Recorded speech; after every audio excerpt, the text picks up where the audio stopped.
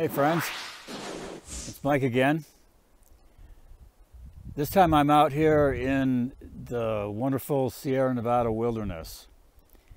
The Sierra Nevadas have been called God's cathedral. There was one of my great mountaineering ancestors who was named John Muir.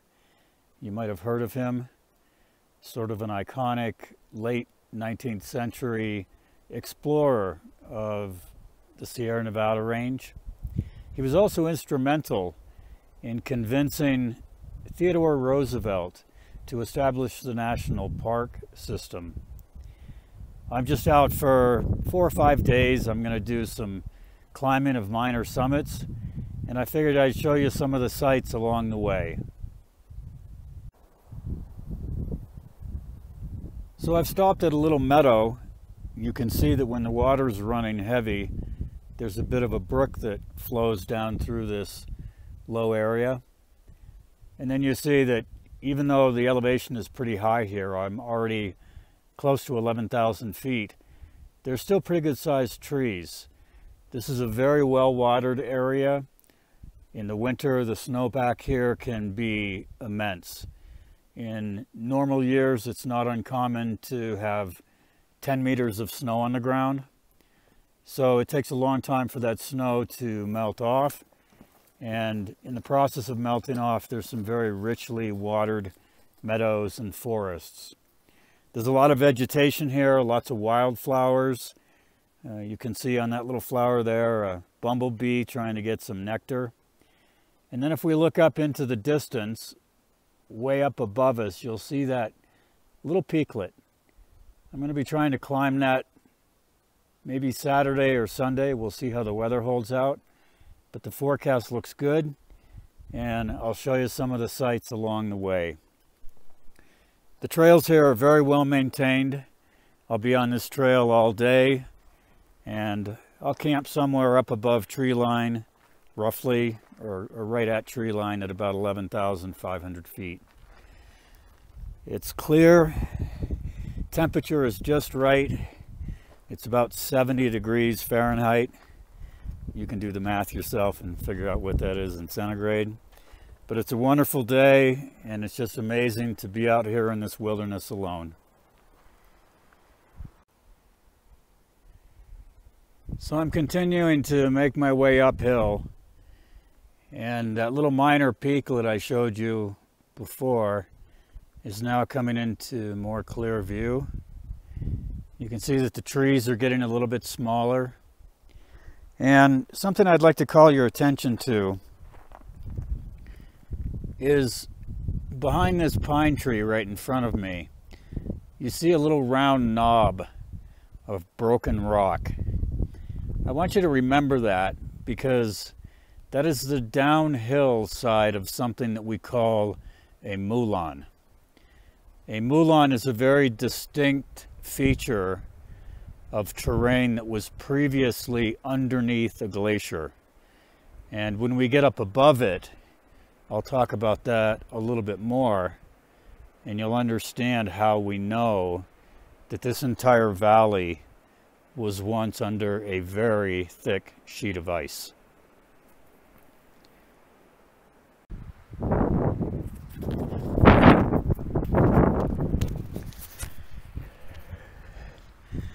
It's kind of windy, and I don't have a wind filter, so I apologize for any noise that is being made. Hopefully you can still hear me.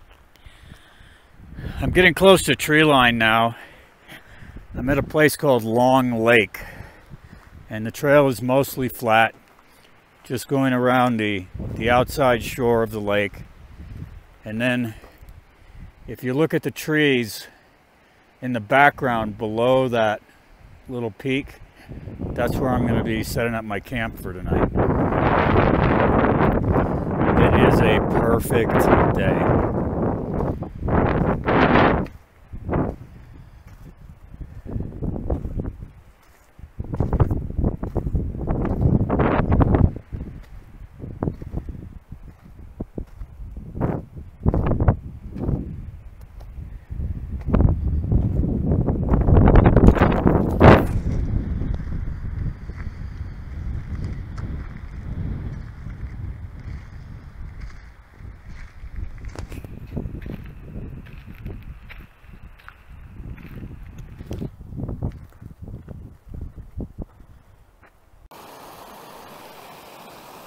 So I picked my campsite for the night. This is where I'm going to be hanging out. A little stream is where I got my water. Some people use a water filter, but I've been hiking and climbing in the Sierras since 1986, and I've never treated the water, never filtered the water, and I've never gotten sick, so I just kind of go with what works. That stream that you just saw, there's very little chance that anybody's camped above it. It turns very rocky and gets quite steep. And here is where I've set up my camp. Pretty basic. I got a bag there that I hang my food in so bears won't eat it. Got a little solar charger to keep my battery charged, and so I can have my GPS and my sat phone.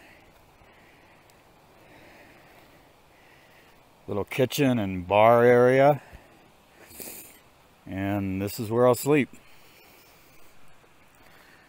So I'm going to go off on a little bit of a walkabout. You see that little hill with the red stone. I'm going to hike up that so I can get a better view of the lay of the land. Well, it's Friday morning. I'm off to climb another small peak, but I wanted to talk a little bit about the glacial impact of thick ice on rocky slabs. This is a very good example of what happens when tons of ice slide over rock slabs.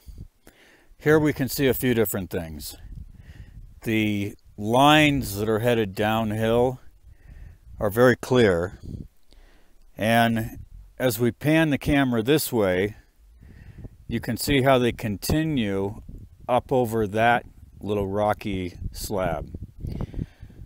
That happens when big rocks get embedded in ice, because what happens is where the glacier forms, pieces of ice get embedded, or pieces of rock get embedded in the ice, and then as the ice moves downhill, you have boulders scraping against these slabs.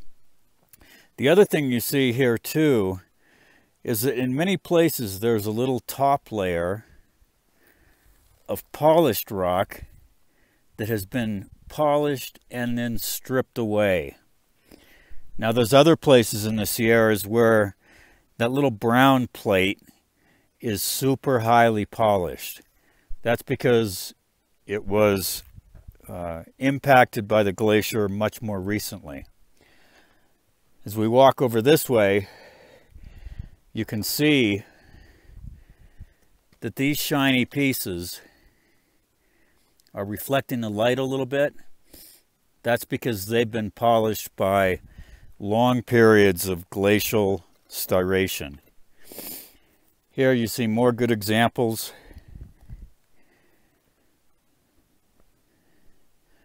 Of the rock being polished, and in every case, look at these lines. They're very clear. And you can see that the lines have direction to them. You see how in this section, some of the lines that have been scraped are very deep. And every time you will notice that the glacier is headed downhill. It's about noon and I'm up here on a little summit called Herd Peak. It's 12,200 feet roughly. Beautiful bright blue skies today. No wind that I can detect.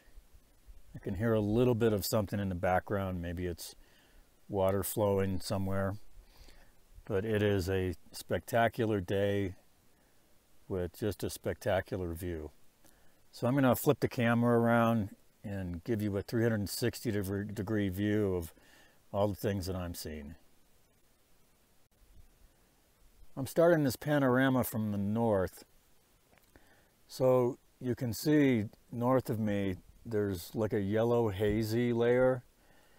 That's from smoke coming from the western Sierra over just to the east of the city of Sacramento. But then as we pan around, you'll see that there's not a whiff of smoke in the sky, and all we see is just sharp, jagged mountains and deep blue sky going back all the way around as far as we can see. If you look carefully in the very background, you see some high peaks. The highest one you can see is right in the center of the frame, way at the back. It's a mountain called Mount Sill. I've climbed that mountain 4 times, once with my oldest son. Awesome day. And then the big mountain on the right-hand side, that's a mountain called Agassiz. I've climbed that twice, once with my oldest son, once with my father. And now that mountain that's right in the middle, it's called Picture Puzzle Peak. That's the biggest mountain that I came to climb this weekend. And then panning around further, that mountain now in the center of the frame is called Cloud Ripper. I climbed that with 2 of my kids and a bunch of friends back in 2010. And then down here below you can see the lakes that I hiked up by yesterday, that little red hill that I climbed yesterday afternoon, and eventually back down to the north, which is the direction from which I came. Interesting thing in the Sierras, all of the peaks have a little can, and inside that can is a book and a pencil or pens, and you write your name and the date. It's kind of a fun thing, and it just kind of gives other people an indication of when the last time people came and climbed this particular mountain was. Wasn't a hard climb, only about 2 hours from my camp.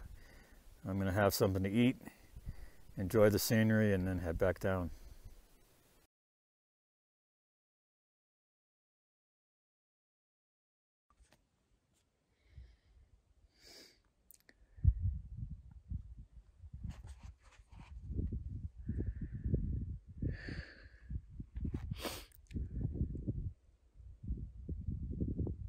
So I'm on the top of Picture Puzzle Peak. I didn't take any video on the way up.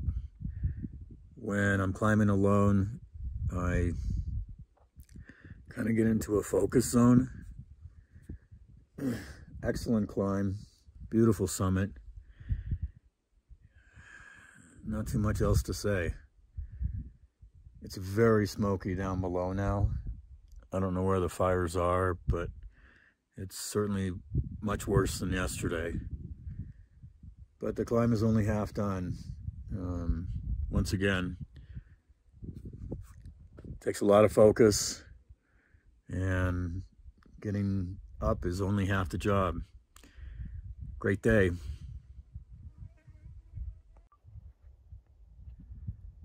So I'm about 2/3 of the way down off of Picture Puzzle Peak, and you can see what's happening down below. This entire basin is starting to fill with smoke. I can already feel my eyes starting to burn a little bit. But I want to direct your attention to something. You see that field of rock that has a little U-shaped markings in it? That's not a landslide. That is a relatively fresh glacial moraine. Last night when I was out, I took a picture from below it. And I'll explain a little bit more about what we're looking at here and why this is such conclusive evidence that this terrain was carved by massive glaciers. And then the glaciers disappeared and came back. Remember how I asked you to remember the word Moulin?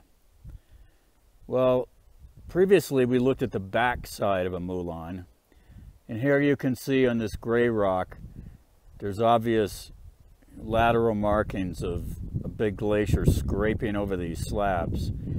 And if you kind of follow the contour of the land, you can see where the glacier rolled up over the top of this rocky outcropping. Well, what a moulin is, and I'll walk a little bit so you can see this more clearly.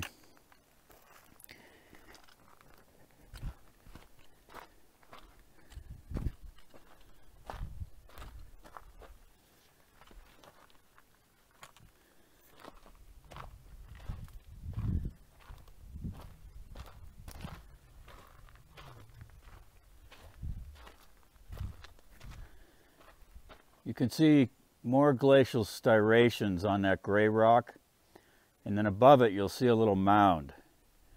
So what happens is when the glacier runs over slab on its way downhill, it sort of rides and scours its way up. But remember, it's got huge rocks embedded in the base of the ice. So when it gets to the edge of the slab, the front of the slab pointing downhill, it starts to chip away at the rock. So on the back, you see this nice smooth approach to a cliff. And then on the front side, it's where the gradual gravity and scraping started to just tear the rock away. So when we get down to the front of that, you'll see that it's just a broken cliff face where it used to be rocky slab.